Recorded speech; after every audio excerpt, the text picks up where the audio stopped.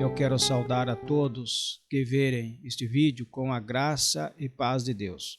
Nós vamos junto ler no livro de Êxodo 25 alguns versículos, mas antes vamos falar sobre títipo e antítipo. A Arca da Aliança tipifica a Jesus Cristo. O Antigo Testamento nos revela a Jesus Cristo, o Messias, no Novo Testamento. O que é tipo e antítipo? Vamos falar alguns exemplos. Libertação do Egito é um tipo. O antítipo seria a libertação do mundo.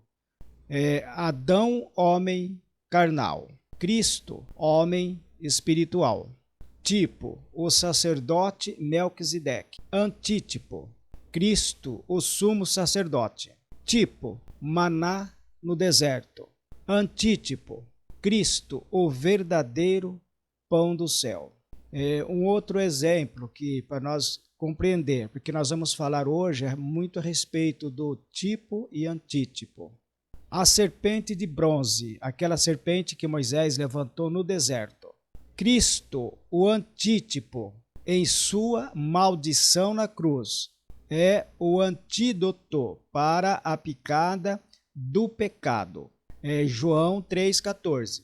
Esse é o significado da serpente amaldiçoada num pedestal. Isto está em número 21, 8, 9. Mas como a serpente subiu naquele madeiro, naquela estaca, sendo como maldição, Cristo subiu na cruz também como maldito, como a serpente. Todos que olhassem para ela seriam livres da picada, das serpentes, porque tinha muitas, que viu aquela praga que teve nesta época com Moisés. Hoje também, Cristo ele subiu na cruz e todo aquele que aceitar Cristo também, ele é o antídoto do mal do pecado. Também é necessário considerar que o tipo e antítipo é a diferença essencial entre tipo e antítipo. Um representa a verdade em um estágio inferior. O outro, a mesma verdade em um estágio superior. Então, acredito que deu para entender. Então, nós vamos ler Êxodo 25, 8 a 22. Eu vou fazer a leitura de versículo, quase todos, eu vou fazer a leitura do versículo e já explicar ele. Porque se eu for fazer a leitura depois voltar explicando, vai ficar muito longo. Então, eu já vou fazendo as explicações junto. Êxodo 25, 8. Nós vamos iniciar do versículo 8. E me farão santuário e habitarei no meio deles. O Senhor Deus instruiu a Moisés fazer um santuário, porque ele, Deus, iria habitar no meio do povo. Este santuário seria o lugar santíssimo, santo dos santos, que ficaria dentro do tabernáculo terrestre, feito por Moisés, segundo as instruções de Deus. No Antigo Testamento, Deus habitava no meio do povo, no lugar santíssimo, dentro do tabernáculo, e não no coração do povo. Hoje, no tabernáculo novo, ou no novo tabernáculo, Cristo Jesus, Deus Espírito, que é o Espírito Santo, habita dentro do nosso coração, porque Cristo nos fez templo e morada do Espírito Santo. Êxodo 25, 9. Conforme a tudo o que eu te mostrar, para modelo do tabernáculo e para modelo de todos os seus pertences, assim mesmo o fareis. Deus iria figurar o tabernáculo terrestre, bem como todos os seus pertences, a Jesus Cristo. Êxodo 25, 10. Também farão uma arca de madeira de acácia, e o seu comprimento será de 2 côvados e meio, e a sua largura de 1 côvado e meio, e de 1 côvado e meio a sua altura. A madeira de acácia é uma madeira muito dura para se trabalhar nela. Tem muitos nós retorcidos. Aqui tem um pedaço de madeira, de acácia. A arca também que foi feita, está aqui as medidas da arca também. Nós vemos aqui, que nós lemos. A altura, 66 centímetros. O comprimento vai dar 1,10 m. A largura, vai dar 66 centímetros também. A tampa da arca ou propiciatório Esta peça aqui que nós estamos vendo, ela é feita de uma só peça. Tem a tampa e esses dois querubins que foi feito com a asa tocando na outra, estas são peças, são de ouro também, toda de uma peça só, não é separado. Isto é mostrando a união que tem a divindade de Deus, né? Vamos falar na trindade de Deus e também, consequentemente, com a sua igreja, porque nós fazemos parte desta propiciação. Êxodo 25:11. E cobri-la de puro ouro, por dentro e por fora, a cobrirá. E fará sobre ela uma coroa de ouro ao redor. Temos aqui, ó, tem uma imagem aqui, ouro polido.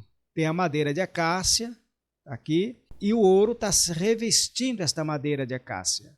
Então, olhando aqui, nós vemos só o ouro, mas dentro está a madeira de acácia. Que isto está figurando também Cristo na cruz. Cristo está na cruz. O homem, ele é como se fosse a madeira de acácia. E está figurando o homem, a madeira de acácia. O homem é difícil de se trabalhar também. Mas quando crê em Cristo, né? Cristo levou todo o pecado, toda essa maldade do homem, né? Vamos dizer, todo o pecado do homem, a dívida impagável, né? Cristo levou na cruz.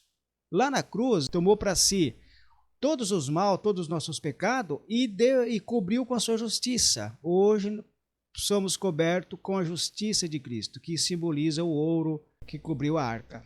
Aqui é uma analogia com Cristo. A madeira da arca é acácia, como já falamos antes. Uma madeira difícil de trabalhar com ela, mas foi coberta com ouro puro e polido. Após a arca pronta, ninguém via mais a madeira de acácia, mas o ouro reluzente. A madeira de acácia tipifica o homem pecador, muito difícil de se lidar. O ouro que cobriu a madeira de acácia tipifica a justiça de Cristo, que através do sacrifício na cruz foi a nossa propiciação. A propiciação foi um ato de transferência de culpa. Cristo tomou sobre si a nossa culpa, todos os nossos pecados, passado, presente e futuro, e pagou na cruz. Como foi um ato propiciatório, em troca, ele cobriu nós, todos nós, aquele que crê em Cristo e o reconhece, será coberto com a sua justiça. Do mesmo modo, quando se olhava na arca, não via aquela madeira retorcida, cheia de nó, cheia de caroço na madeira, mas via assim aquele ouro reluzente, hoje também. Quando Deus olha em nós, não enxerga mais em nós aquela madeira, aquele homem duro, difícil de trabalhar, mas ele enxerga a justiça de Cristo em nós. E isto é um ato propiciatório. A palavra de Deus é bem clara, que não basta só crer. Tiago disse assim: você crê que existe um só Deus? Muito bem. Até mesmo os demônios crê e estremece. Tiago 2,19. Além de crer, será necessário também reconhecê-lo. O que seria reconhecê-lo? Reconhecer Cristo e aceitar que o ato sacrificial, o ato propiciatório consumado na cruz por Cristo, foi por nossa culpa. Ele, sendo inocente e sem nenhuma culpa ou pecado, se fez pecador por nós, recebendo a ira do Pai sobre ele. Ele foi esmagado e moído ali na cruz. Isso está em Isaías 53.